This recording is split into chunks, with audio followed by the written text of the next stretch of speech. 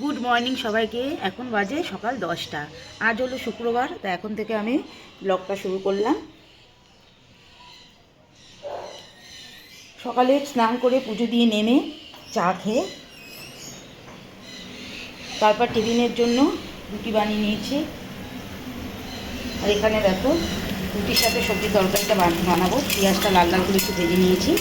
এবারে এর মধ্যে টমেটো আর মটরশুঁটিটা দিয়ে দেবো। এই যে দেখো সকালে টিফিনের জন্য রুটি বানিয়েছি। এরকম কাপড়ের মধ্যে না আমি রুটি সবসময় বানিয়ে সাদা একটা পরিষ্কার কাপড়ে মুড়ে রেখেছি, তাহলে রুটি থেকে জলও ছাড়ে না, রুটিটা নরম থাকে। আর টিফিন হতে হতে রুটি তো করেই নিয়েছি, সবজিটা হতে হতে এখানে দেখো দুপুরে রান্নার জন্য সব নামিয়ে নিয়েছি। ফ্রিজ থেকে কি রান্না হবে এখন পরে চিন্তা করছি।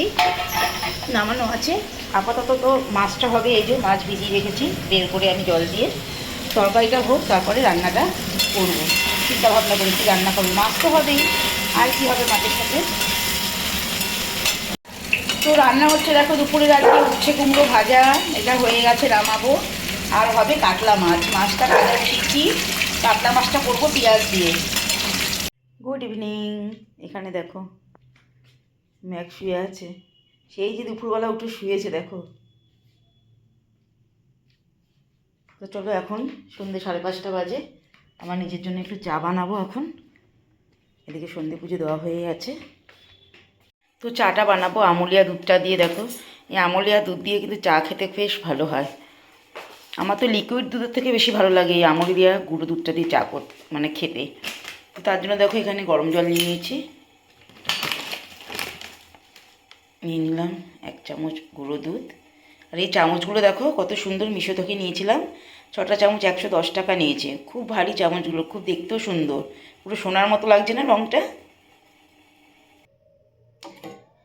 চাটা ঢেলে নিলাম, হয়ে গেছে। কত সুন্দর দেখো চায়ের কালারটা হয়েছে। তো শীতের সন্ধে গরম গরম চা এখন আমি খেয়ে নিই। এই যে 1 পিস কেক নিয়েছি, 2টো বিস্কিট নিয়েছি, এই দিয়ে এখন আমি চাটা খাবো। বন্ধুরা রাতে ডিনারে খাওয়া হবে দেখো দুপুরের অনেক ভাত রয়ে গেছে। এই যে ভাতটা গরম করেছি, ভাত খাওয়া হবে আজকে রাত্রিবেলায়। কারণ আসছে কাল শনিবার, নিরামিষ, এগুলো কিছুই রাখতে পারবো না। আর এই যে মাছ রান্না করেছিলাম সেই মাছও আছে। সকালে রুটির এই আলু বিট গাজরের তরকারিটাও আছে, সবজি তরকারিটা। আর এখন করলাম এই ডাল সেদ্ধ। দেখো এই ডাল সেদ্ধটা একদম শুকনো করে বানিয়েছি। আর এই যে ডাল সেদ্ধ বানিয়েছি, আর ডাল সেদ্ধটা মাখা হবে এই যে ধনেপাতা কুচি, কাঁচা পেঁয়াজ কুচি আর কাঁচা লঙ্কা দিয়ে। আর বেশি করে সর্ষে তেল দিয়ে এটা মাখবো, একদম শুকনো ঝরঝরে। দেখো এই দেখো এরমভাবে ডালটা সেদ্ধ করতে লাগে, একটু গোটা গোটা থাকে।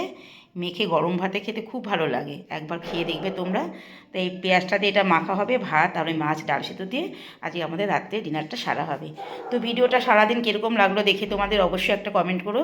শুভরাত্রি সবাইকে, এখনকার মতো রাখছি, টাটা।